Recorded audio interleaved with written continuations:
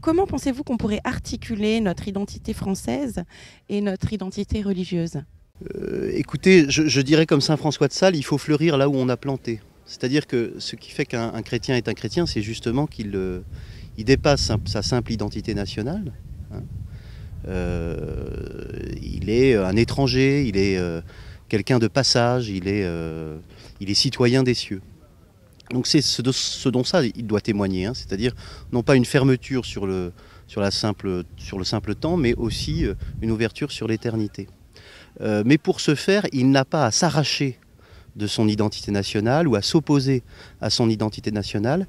Il doit fleurir là où il est né, là où il a planté justement. Donc il doit manifester cette universalité de Dieu d'abord, et puis du coup de ses fils que sont les hommes, par déjà sa langue. Hein. C'est dans sa langue, dans sa propre langue, que les premiers convertis entendaient les apôtres. Donc il n'y a pas à renier sa propre langue, en inventer une autre, hein, il suffit d'investir sa propre culture. Or on a de la chance parce que la culture française, elle a été depuis longtemps fécondée par le christianisme, hein, par les moines notamment. Donc je pense que la meilleure manière d'articuler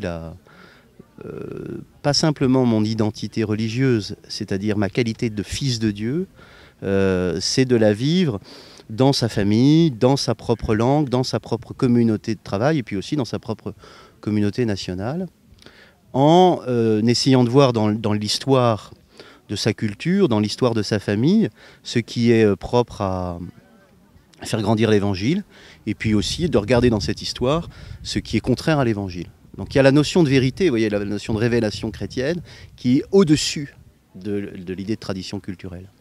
Et c'est cette vérité de l'Évangile, éclairée par la raison, évidemment, qui va faire qu'on va, dans une culture donnée, faire le tri entre l'ivraie et le bon grain. Donc la culture française n'a pas la panacée de la vérité.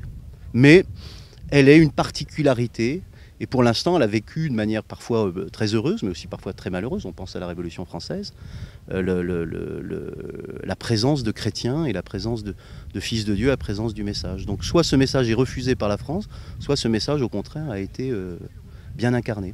Donc c'est comme ça que je pense qu'il faut le vivre. C'est-à-dire ne pas fuir, parce que de toute façon, il faudra de toute façon parler une langue, être dans une culture, être dans une identité nationale, ne pas la fuir, mais ne pas non plus la canoniser comme si c'était l'alpha et l'oméga de la vérité de Dieu sur l'homme.